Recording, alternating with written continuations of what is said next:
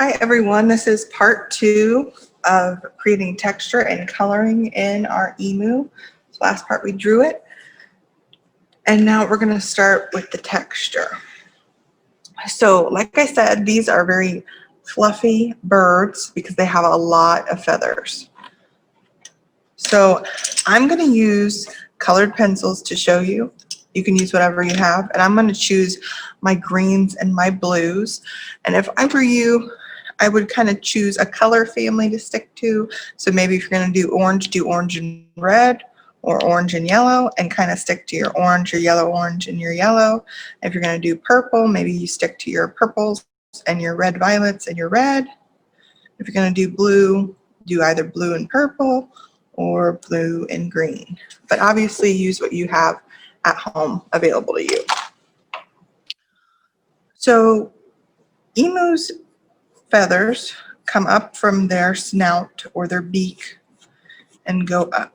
And so they're kind of long feathers, so we're going to use long lines. And so I'm going to use a Sharpie to show you this a couple times. Long lines right here, and they go upward in this direction. And so when you get next to the eye, don't go over the eye, but just right next to it.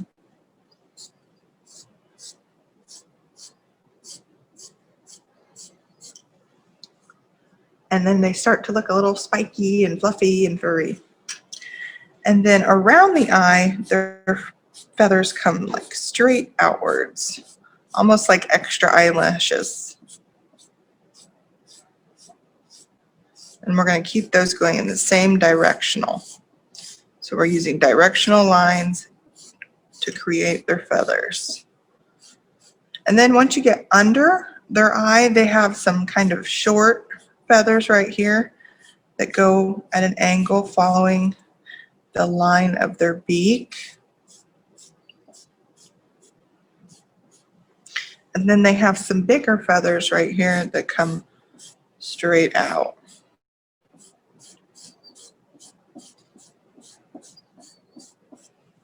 And then again, at the bottom of their beak and side of their beak, they just come straight out like that. And so this would be a great time. So say if you just use all blue, like I did, to make these lines, maybe you go in with, this color is aqua green.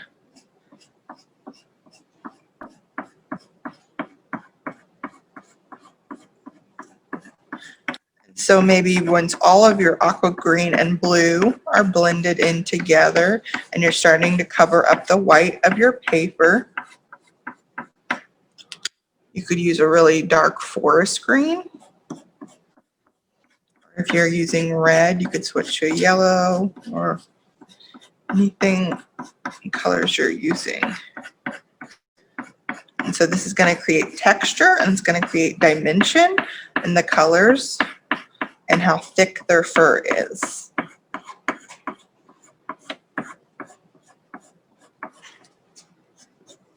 And then with their neck, they have very, let's switch back to the Sharpie, very short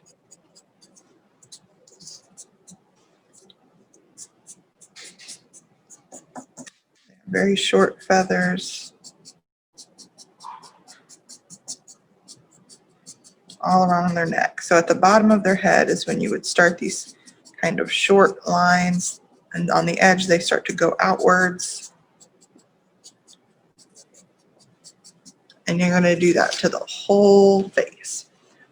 So when you're done with that, take a picture of it and submit it to Canvas.